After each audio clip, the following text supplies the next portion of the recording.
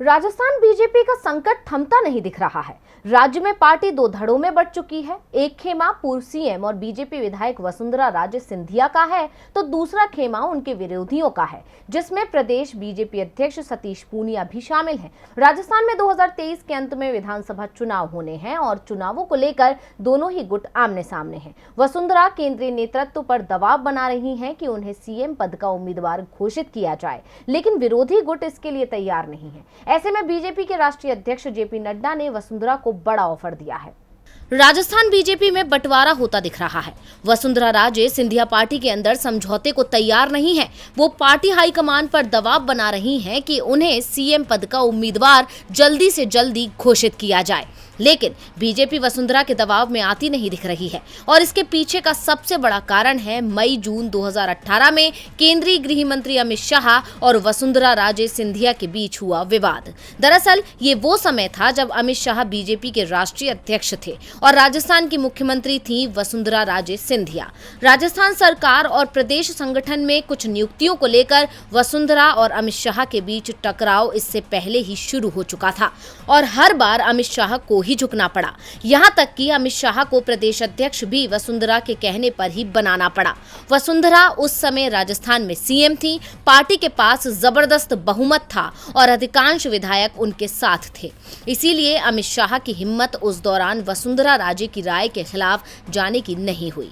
भारतीय राजनीति में अमित शाह किसी के सामने झुके हों ऐसा और दूसरा वाकया नहीं दिखाई देता, लेकिन जैसे ही राजस्थान में बीजेपी की सरकार गई, वसुंधरा कमजोर पड़ गई। शाह के पास वसुंधरा को मात देने का ये सबसे अच्छा मौका था और वसुंधरा के हटते ही प्रदेश की राजनीति में उनके कट्टर विरोधी सतीश पूनिया को अध्यक्ष बना दिया गया। पार्टी के कार्यक्रम में वसुंधरा राजे सिंधिया को बुलाने की औपचारिकता निभाई जाने लगी। पार्टी के झंडे, बैनर, पोस्टरों से वसुंधरा की तस्वीर गायब हो गई और अब उन्हें प्रदेश की राजनीति से किनारा करने की कोशिश तेज हो गई है। वसुंधरा बीते दिनों जब दिल्ली में बीजेपी अध्यक्ष जेपी नड्डा से मिली तो नड्डा ने उन्हें केंद्र की राजनीति में सक्रिय होने को कह दिया। वसुंधरा को राजस्थान से राज्यसभा में लाकर केंद्र में मंत्री बनाने का प्रस्ताव भी नड्डा की ओर से दिया गया। इसके साथ ही ये भी साफ कर दिया कि इस बार बीजेपी राजस्थान में उन्हें सीएम फेस नहीं बनाएगी। बीजेपी सीएम फेस के बिना ही चुनाव लड़ेगी। राजस्थान में पीएम मोदी ही पार्टी का मुख्य चेहरा होंगे। चुनाव जीतने के बाद पार्टी सीएम पद पर फैसला करेगी। यानी साफ है कि बीजेपी ने तय कर लिया है कि राजस्थान में किसी भी सूरत में वसुंधरा राजे सीएम नहीं बनेंगी। लेकिन वसुंधरा राजे सिंधिया भी इतनी आसानी से झुकने को तैयार नहीं है।